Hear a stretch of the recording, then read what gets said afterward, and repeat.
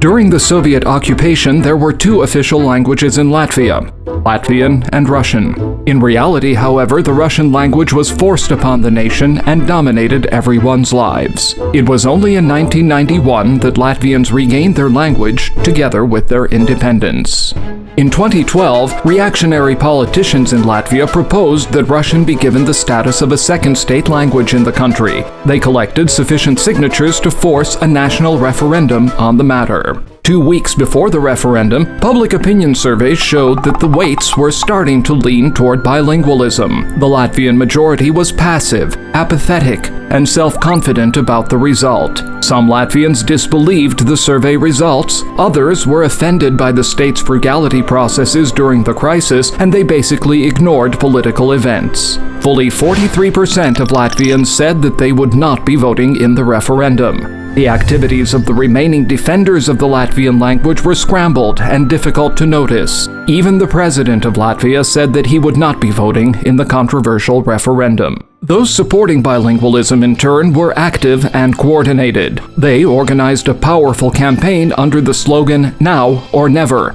mobilizing nearly all supporters of two state languages in Latvia, as well as many of those who had not yet taken a firm decision on the matter. A group of activists decided to change the situation, but the question was how to bring together the scattered majority so as to create a large, unified, and attractive campaign. The goal was not just to win in the referendum, but also to ensure as high a percentage as possible of voters supporting the Latvian language. We created the social movement Get Up and Go, and everyone could join it. The symbol was a burning chair, which symbolized the moment at which you can no longer linger on the sidelines. We brought in strategically selected, well-known, and respected people into the process so that the social movement could live its life. 9 days before the referendum, we organized an initial event to announce the Get Up and Go campaign and its message. People were asked to become ambassadors for the campaign in their homes, neighborhoods, and groups of friends.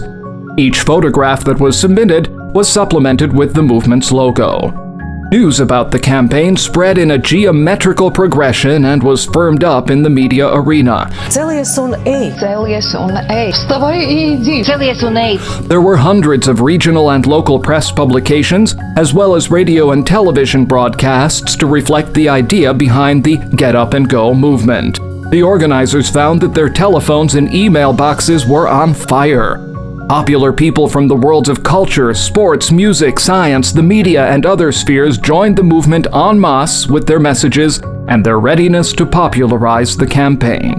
The text, Get Up and Go, appeared on the ice on the Daugava River. We learned that university students carved the text into the ice to show their support for the campaign. Materials from the campaign became viral on the internet and its social networks. Thousands of people used the Get Up and Go symbols on their social network profiles and shared them.